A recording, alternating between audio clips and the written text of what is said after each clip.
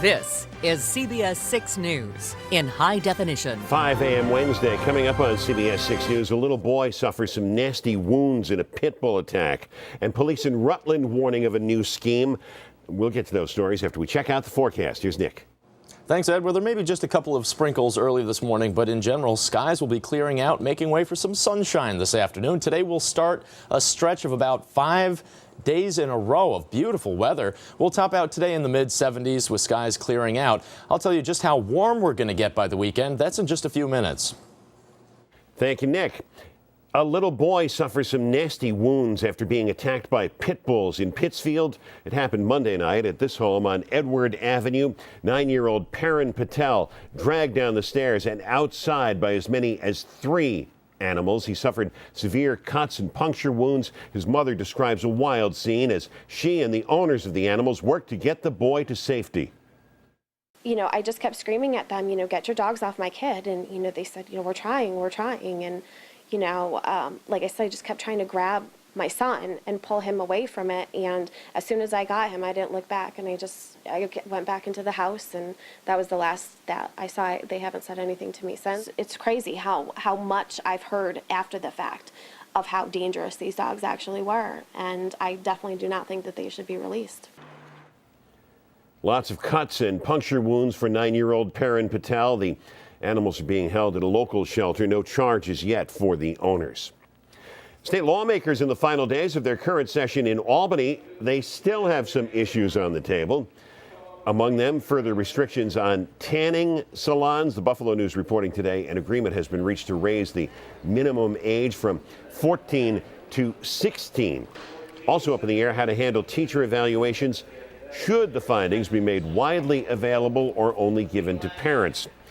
They also have to address the New York Racing Association overhaul. Assembly Speaker Sheldon Silver says he's still holding out hope for an increase in the minimum wage despite opposition in the Senate. The session is supposed to end 1 week from tomorrow. Put out those cigarettes. Your Jump on the Day's news continues with a vote by the State University Board of Trustees to ban smoking on SUNY campuses. The decision is up to the legislature. It would make the university one of the largest public schools in the nation to go smoke-free. Well, it could be a bumpy ride for the State Thruway Authority, a major financial agency, out with a downgrade. Standard & Poor's raising concerns about the cost of a replacement for the Tappan Zee Bridge. They're also warning there may be a need for what they call aggressive toll increases. It's being called the largest student survey ever done on cyberbullying, and the results are clear. 70% of those in grades 3 through 12 want it to be made a crime. More on the results of that survey at 10:30 this morning at the Legislative Office Building. State police in Rutland, Vermont, warning of a new tactic by some determined crooks. A woman says she was driving down McKinley Avenue when a car pulled out of a driveway and blocked the street. And while she was stopped, another guy opened her door and stole her purse. Police are still looking for them. Who's lying? That's what the jury is now deciding. The Roger Clemens perjury case now in the hands of that panel. The prosecution trying for a second time to sell the jurors on their argument that Clemens lied in his testimony to Congress about the use of performance-enhancing drugs. His lawyers say it was the key prosecution witness who wasn't telling the truth. A constitutional crisis is looming. That's what the Attorney General tells some skeptical lawmakers in Washington. Randall Pinkston has that.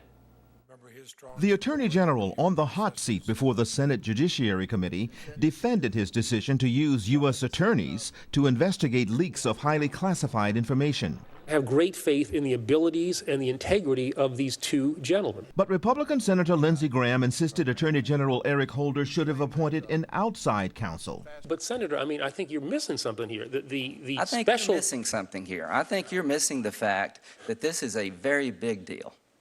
And you're handling in a way that creates suspicions where they should not be. Committee Chairman Patrick Leahy and other Democrats defended Holder. Before we prejudge what these U.S. attorneys are going to do, let's see how they do. The leaks to reporters involved secret information about Iran's nuclear program and operations against terrorists, in contrast to Holder's other battle with congressional Republicans over a controversial illegal weapons program called Fast and Furious. You've got one program that's been an embarrassment to the administration, and it's been like pulling teeth to get information about Fast and Furious, who knew what and when. House Republicans want to take a vote to hold the Attorney General in contempt of Congress. Holder has offered to sit down and negotiate with them before that happens. I've extended my hand, and I'm waiting to hear back. Some Republicans called on Holder to resign, but the Attorney General said he believes he has the confidence of the president. Randall Pinkston, CBS News. All right, you ready for this? Oh boy, am I. I never tell Nick ahead of time. No, this is all first time I'm hearing it. You're too young to have heard Paul Harvey on the radio. Yes, that's true. His distinct style, you know, Paul Harvey. I'm familiar with, yes. Good day. He used to use this line all the time. At the water cooler today, they seem to be on their way to forever together.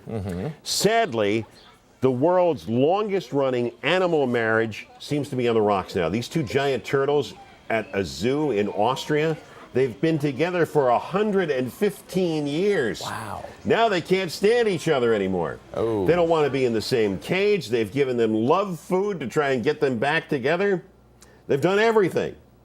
But the head of the zoo says, we get the feeling they can't stand the sight of each other anymore. Wow. 115 years. How good is their sight at this point? Maybe that's the problem. Maybe they can't actually see each other, see who the other turtle is, and they think they're strangers or something. Maybe they need better, as they put it here, romantic mood food. Yeah, I wasn't sure what that would be for a turtle. Probably some sort of exotic fruit, maybe. I'm not sure. Whatever it is, it's not working. It ain't working. All right, we're at the 5:06 now. Well, we're on the verge of a stretch of pretty nice weather. Hard to complain about this forecast. 67 degrees.